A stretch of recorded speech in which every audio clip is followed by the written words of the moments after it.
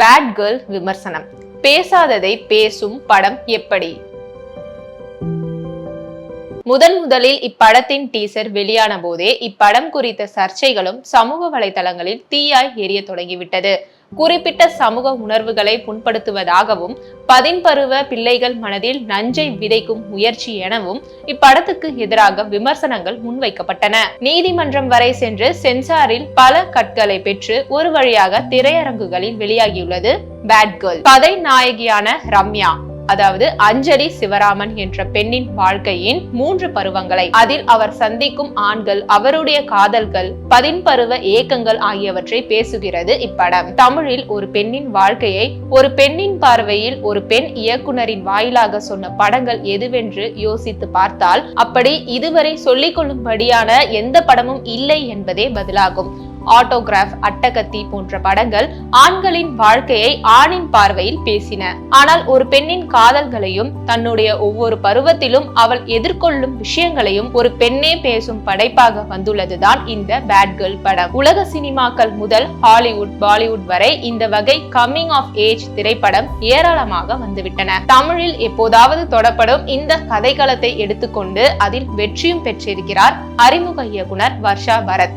நடிப்பு, ஒளிப்பதிவு, இசை, காட்சியமைப்பு என அனைத்தும் ஒரு ஃப்ரெஷ்ஷான உணர்வை தருகின்றன. ஒரு பெண்ணின் வாழ்க்கையில் 3 கட்டங்கள் தான் ஒன்லைன் என்றாலும் கூட முன்பு குறிப்பிட்ட ஆட்டோகிராஃப், அட்டகத்தி, பிரேமம் பாணியிலான திரைக்கதை உத்தியை பயன்படுத்தாமல் முற்றிலும் புதிய கோணத்தில் அணுகியிருப்பது சிறப்பு. நாயகின் வாழ்க்கையின் ஒவ்வொரு கட்டத்திலும் சில கேள்விகளை அப்படியே ஆடியன்ஸின் பார்வையில் விட்டிருப்பதும் கூட நல்ல உத்தி. படத்தின் முதல் காட்சியிலிருந்தே நம்மை உள்ளே எடுத்துக் கொள்ளும் வகையில் எழுதப்பட்டிருக்கும் திரைக்கதை படத்தின் பலம்.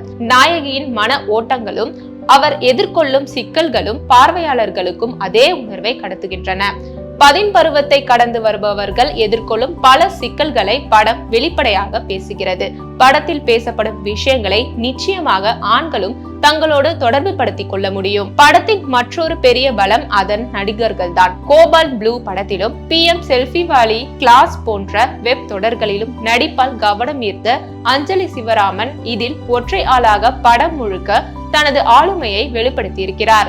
நாயகியின் அம்மாவாக நீண்ட இடைவேளைக்கு பிறகு பெரிய திரைக்கு வந்திருக்கும் சாந்தி பிரியாவுக்கு கனமான பாத்திரம். அதை அவர் திறம்பட செய்திருக்கிறார். பாட்டியாக வரும் பார்வதி பாலகிருஷ்ணன், தோழியாக வரும் சரண்யா ரவிச்சந்திரன், நாயகியாக ஆண் நண்பர்களாக வருபவர்கள் என அனைவருமே போற்றத்தக்க நடிப்பை தந்திருக்கின்றனர். படத்தின் குறிப்பிட்டு பாராட்டப்பட வேண்டியவர்கள் ஒளிப்பதிவாளர்களான பிரீதா ஜெயராமன், ஜெகதீஷ் ரவி, பிரின்ஸ் ஆண்டர்சன் ஆகியோர். நாயகியின் ஒவ்வொரு பருவத்திலும் ஒளிப்பதிவில் வெரைட்டி காட்டி அதற்கான மனநிலையை பார்வையாளர்களுக்கு செட் செய்வதில் ஒளிப்பதிவாளர்களின் பங்கு அசர வைக்கிறது. அமித் திரிவேதியின் பின்னணி இசை படத்துக்கு தேவையான இடங்களில் ஒலித்து கதையின் போக்குக்கு உதவி இருக்கிறது. படத்தின் குறை என்று பார்த்தால் ஒட்டுமொத்த படத்தையும் ஒருவித சீரியஸ் தன்மையிலேயே சொல்ல முயன்றிருப்பது ஒரு கட்டத்தில் சலிப்பை ஏற்படுத்தி விடுகிறது.